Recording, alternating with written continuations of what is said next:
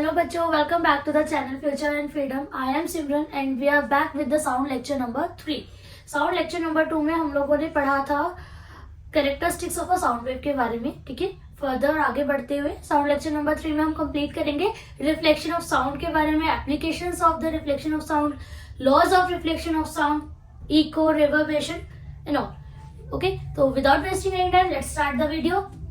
सबसे पहले हमारा जो टॉपिक स्टार्ट होगा आज की वीडियो का, that is reflection of sound. Reflection of sound आपने जैसे प्रीवियस क्लासेस में भी पढ़ा हुआ है कि रिफ्लेक्शन ऑफ लाइट के बारे में, तो वो काफी हद तक सिमिलर है, तो आपको समझने में ईज रहेगा। कोई इसमें ऐसा कोई बहुत मुश्किल चीज नहीं कि हाउ कैसे क्या होगा।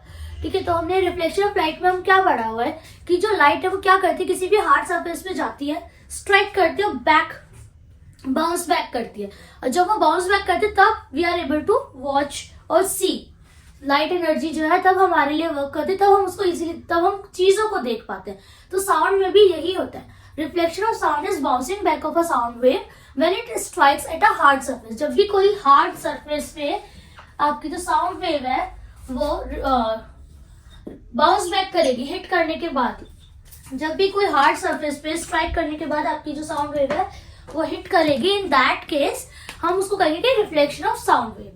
अब रिफ्लेक्शन ऑफ साउंड वेव में क्या होता है कि जब आप सुनते हो ना कोई भी आवाज, कोई भी sound, music, pleasant unpleasant noises and all, तो सबके पीछे एक ही कॉन्सेप्ट होता है रिफ्लेक्शन का। जैसे आप देखने के लिए लाइट जब रिफ्लेक्ट करते हैं उसी की हेल्प से हम देख पाते हैं, इसी की तरह साउंड वेव्स जब रिफ्लेक्ट करती है हार्ड सरफेस को हिट करने के बाद, तब हम जो है साउंड को सुन पाते हैं। तो इसके भी दो लॉज है। पहला, फर्स्ट लॉ कहता है कि जैसे ये मेरा नॉर्मल है, this is my normal plane. ठीक है, तो यहां से मेरी एक साउंड वेव गई, सो आई विल से कि ये है हमारी इंक्लाइंड साउंड वेव, ये है मेरी इंक्लाइंड साउंड वेव। ठीक है, और ये जब यहां से जाएगी, ये मेरा एक हार्ड सरफेस है, प्लेन है, नॉर्मल भी हटा देते हैं इसको। ठीक है, ये मेरा एक प्लेन है, जब ये इंक्लाइंड साउंड वेव यहां से गई, प्लेन पे हिट करेगी और बाउंस बैक कर जाएगी। ठीक है, तो ये हो गया मेरा रिफ्लेक्टेड साउंड वेव। ठीक है, अगर मैं यहाँ पे एक नॉर्मल खींच दूं, ये हो गई मेरा नॉर्मल। ठीक है, तो क्या है कि जो इंक्लाइंड वेव है, रिफ्लेक्टेड वेव है और जो मेरा नॉर्मल है, they all lie on a same plane. ये क्या करते हैं, एक ही प्लेन पे लाया करते हैं। Sooner I will also upload in short video short over this कि क्या होता है जब आप एक साउंड वेव गई, रिफ्लेक्ट हुई, और जब अगर हम उसका प्लेन चेंज कर देंगे, फॉर एग्जाम्पल साउंड वेव को मैंने हिट यहाँ कराया बट मैं सुनना यहाँ से चाह रही हूँ, तो क्या होगा कि वो नहीं आएगा।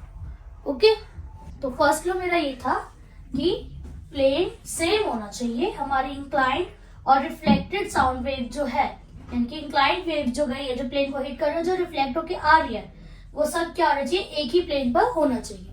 क्लियर। सेकंड आता है हमारा यहाँ पर लो में कि जो एंगल है, ये एंगल और ये एंगल हमारा, इसको हम बोलेंगे आई, यानी कि एंगल ऑफ इंसिडेंस। जो मेरा एंगल ऑफ इंसिडेंस होगा, एंगल ऑफ इंसिडेंस, वो इक्वल होगा मेरा angle of reflected sound wave के। Angle of reflected sound wave. ठीक है, तो ये थे हमारे रिफ्लेक्शन ऑफ साउंड के दो लॉज। मैं एक बार दोबारा रिपीट कर देती हूँ। सेम प्लेन पे होना चाहिए। फर्स्ट लॉ कहते हैं कि जो इंक्लाइंड साउंड वेव है और जो रिफ्लेक्टेड साउंड वेव है वो दोनों सेम प्लेन पे होने चाहिए। ठीक है, सेकेंड लॉ कहता है कि जो एंगल ऑफ इंसिडेंस है वो इक्वल होना चाहिए, इक्वल होगा आपका एंगल ऑफ रिफ्लेक्शन के, angle of reflected sound wave के। तो अगर ये जो मेरी इंसिडेंट वेव है अगर ये भी 40 डिग्री पे क्या हो रही है, इंक्लाइंड हो रही है, तो जो मेरी रिफ्लेक्टेड वेव है वो भी 40 डिग्री पे ही रिफ्लेक्ट होगी। This is what second law is saying कि angle of incidence should be equal to the angle of reflected wave और एंगल ऑफ रिफ्लेक्शन। तो ये था रिफ्लेक्शन ऑफ साउंड। अब इसकी पढ़ेंगे हम एप्लीकेशंस की, एप्लीकेशंस में कि हम इसको कहाँ कहाँ यूज करते हैं। रिफ्लेक्शन ऑफ साउंड आपका कहाँ यूज होता है, तो रिफ्लेक्शन ऑफ साउंड अगर आप नोटिस करेंगे ना, तो आपकी जो डेली लाइफ है उसमें बहुत जगह पर यूज होता है, बहुत जगह पर आप लोग इसको देख पाएंगे कि इजीली का यूज होता है। तो सबसे पहले मैं बहुत इजी से एग्जांपल्स आप डिस्कस कर लेते हैं। फर्स्ट हो गया हमारा मेगाफोन। आपने देखा होगा कि इस टाइप के कुछ मेगाफोन्स होते हैं, ठीक है, इस टाइप के मेगाफोन्स होते हैं। यहाँ पे एक हैंडल सा बना होता है पकड़ने के लिए। उसमें क्या होता है कि यहाँ से हम लोग साउंड देते हैं, हम बोलते हैं, हम आवाज देते हैं, या कोई भी कुछ भी हम इंफॉर्मेशन देते हैं। पहले जमाने में तो यही होता था ना, इतने बड़े बड़े मेगाफोन्स लेके पूरे गांव में घूमते थे और बताते थे कि आज का इंफॉर्मेशन क्या है, कि राजा ने क्या खबर भेजी है, ठीक है। तो बेसिकली वर्क कैसे करता है आज हम इसको समझते हैं। जैसे आपने यहाँ से साउंड वेव्स गई, हमने यहाँ से कुछ बोला, तो वो क्या करती है, अंदर रिफ्लेक्ट होती है, और जब वो रिफ्लेक्ट होती है तो वो जो इसकी ओपनिंग है यहाँ से बाहर आती है रिफ्लेक्ट होकर। अब इसमें क्या हो गया आपका कि जो साउंड वेव्स है ना, अब देखो जैसे मैं बोल रही हूँ, अगर मैं नॉर्मल खड़े होकर ग्राउंड में बोलूंगी तो मेरी जो साउंड वेव्स होंगी वो ग्राउंड में हर डायरेक्शन में जाएंगी, सारी डायरेक्शंस में फैलेंगी। बट अगर मैं मेगाफोन लेके बोल रही हूँ तो एक तो क्या होगा कि जो रिफ्लेक्शन ऑफ साउंड की वजह से उसकी आवाज जो है वो ज्यादा हो जाएगी और वो एक ही डायरेक्शन में जाएगी। एक ही डायरेक्शन में जाने की वजह से उसकी आवाज जो है इतनी ज्यादा हो जाती है। क्लियर? जैसे कि अगर मैंने इस तरीके से बोला, इधर मैंने एक मेगाफोन ले लिया तो मेरी आवाज सिर्फ इसी डायरेक्शन में जाएगी ना, वो लेफ्ट या राइट डायरेक्शन में नहीं जाएगी। तो मेगाफोन्स के अंदर जो एप्लीकेशन वर्क करती है वो होती है रिफ्लेक्शन ऑफ साउंड की। साउंड वेव्स जो है रिफ्लेक्ट होती चली जाती है और फिर वो एक ही डायरेक्शन में इंक्लाइंड हो जाती है। क्लियर? इसके अलावा आपने देखा होगा कि इस तरीके का ना कुछ भोपू टाइप का भी आता था, ठीक है। यहां से हम इसको प्रेस करते थे, इसमें हवा का प्रेशर दिया और साउंड वेव्स आपकी यहां से निकल गई। इसमें भी सेम ही कॉन्सेप्ट वर्क करता है, ठीक है। मेगाफोन और ये बल्ब हॉर्न बोलते हैं इसको हम लोग, बल्ब हॉर्न, ठीक है। और ये हो गया मेरा मेगाफोन।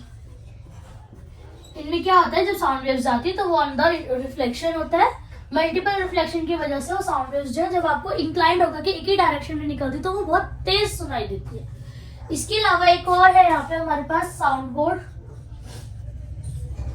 साउंड बोर्ड का यूज होता है बड़े बड़े सिनेमा हॉल्स में या स्टेडियम्स में। आपने देखा होगा कि जितने भी स्टेडियम होते हैं या फिर बड़े बड़े जो हमारे सेमिनार हॉल्स होते हैं, उन सबकी जो रूफ है, जो ऊपर की सीलिंग है, वैसी कर्व होती है, ठीक है। तो वो कर्व क्यों होती है? क्योंकि वहां पे साउंड बोर्ड होता है। ये ना एक कर्व बोर्ड होता है, कर्व बोर्ड होता है आपका कनकेव कहीं बना हुआ। तो ये कर्व इसलिए होता है क्योंकि अगर मैं यहाँ पे एक पर्सन को खड़ा कर दूं और वो कोई इंफॉर्मेशन दे रहा है, कोई इवेंट चल रहा है, कोई म्यूजिक चल रहा है, कुछ भी, तो जो साउंड वेव्स होंगी वो जाके रिफ्लेक्ट होंगी इन ऑल डायरेक्शन, ठीक है।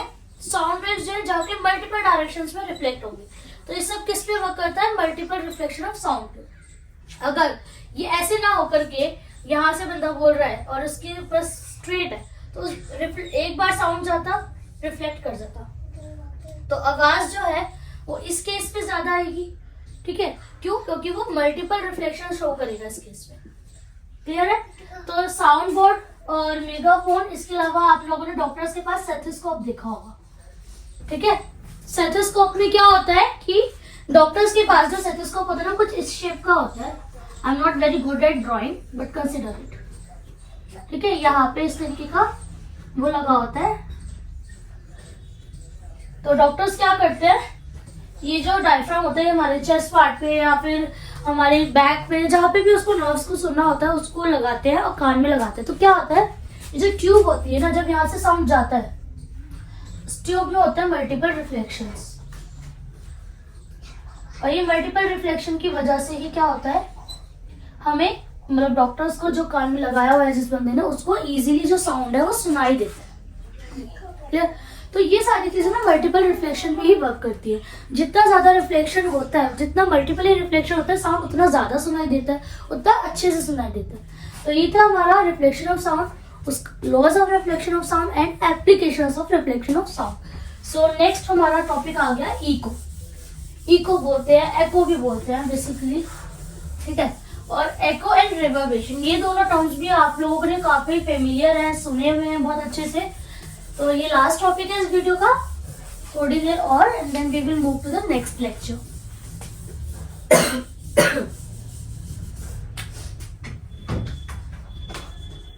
एको और यहाँ पे मैं लिखी थी रिवर्बरेशन। ठीक है, एको क्या है, पहले एको समझ लेते हैं। Echo is repeated reflection of sound, repeated reflection of sound, this is our echo. Repeated reflection of sound is echo. आपने देखा होगा हम पहाड़ों में जाते हैं या कोई कमरा है जहाँ पे कुछ भी नहीं है, ठीक है, तो बेसिकली पहाड़ों का एग्जाम्पल ज्यादा अच्छा है यहाँ पे। तो जब हम पहाड़ों में जाते हैं, हम कुछ बोलते हैं तो हम क्या कहते हैं कि आवाज क्या करती है, हिट करके बाउंस बैक आते हैं, हम दोबारा सुना लेते हैं। मैं बोलूंगी ना हेलो, तो वहां से थोड़ा सा गैप होने के बाद दोबारा आवाज आएगी हेलो। ठीक है, हाय, तो दोबारा से आवाज आएगी हाय। तो ये पहाड़ों में होता है ज्यादातर। ठीक है, तो एको में क्या होता है कि जो आपका रिफ्लेक्शन ऑफ साउंड होता है ना, वो आपको दोबारा सुनाई देता है। जो भी आप बोलोगे वो थोड़ा सा एक टाइम इंटरवल के बाद वो आपको दोबारा सुनाई देगा। ठीक है, तो इसमें जो कुछ कैलकुलेशंस है वो ये है कि डिस्टेंस कितना होना चाहिए एको सुनने के लिए, उसका टाइम पीरियड कितना होना चाहिए, उसकी स्पीड कितनी होनी चाहिए, ये सब। तो पहले हम डिस्टेंस वगैरह दिखाते हैं। तो टाइम पीरियड रिक्वायर्ड कि हम एको सुने, उसके लिए टाइम पीरियड होना चाहिए 0.1 सेकेंड का। I know this is too short, but 0.1 second का टाइम गैप होना चाहिए इंसिडेंट और रिफ्लेक्टेड साउंड वेव के बीच में। ठीक है, और जो स्पीड होगी that will be, wait for a minute, okay, the speed of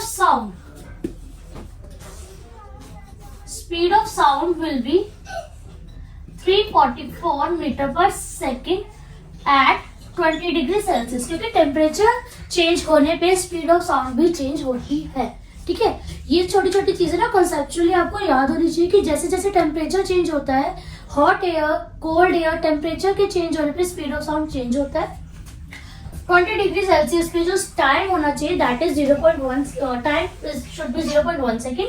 20 degree Celsius पे स्पीड ऑफ साउंड होगी 344 मीटर पर सेकेंड। तो हमें ये चेक करना है कि क्या डिस्टेंस होना चाहिए। तो स्पीड का फॉर्मूला हम सबको पता है, distance upon time. Speed is your 344, distance you have to find, and time is 0.1 second. So distance will be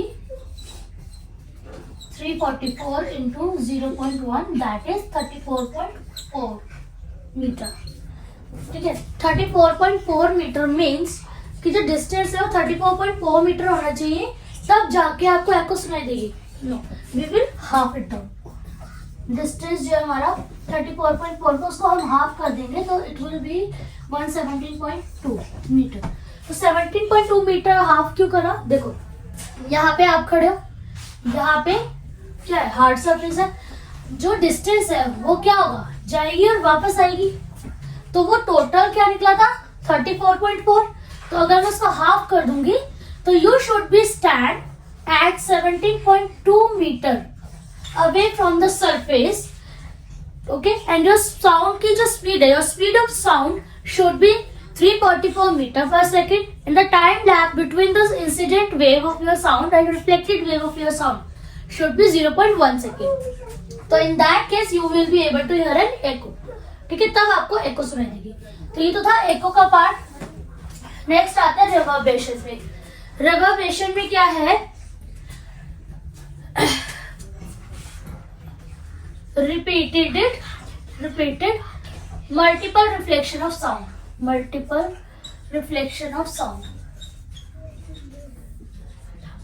अब इसमें क्या होता है, रिवर्बरेशन और एको में क्या है कि एको में आपको क्या है, साउंड जो रिफ्लेक्ट होगा, रिपीट होगा, बट इसमें मल्टीपल रिफ्लेक्शन होगा, रिपीटेडली होगा, बार बार होगा। कैसे, देखो for example this is a room, चारों वॉल्स है।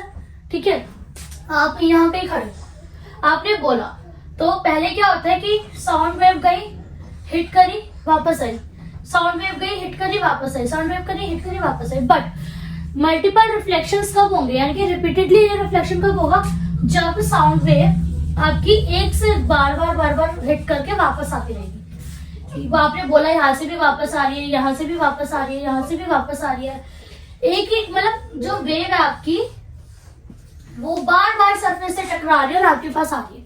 ठीक है, तो इस केस में क्या होगा, रिवर्बरेशन होगा। इसमें क्या होता है, आपको लगता है ना आवाज गूंज रही है, वो गूंजना जो होता है ना वही रिवर्बरेशन है।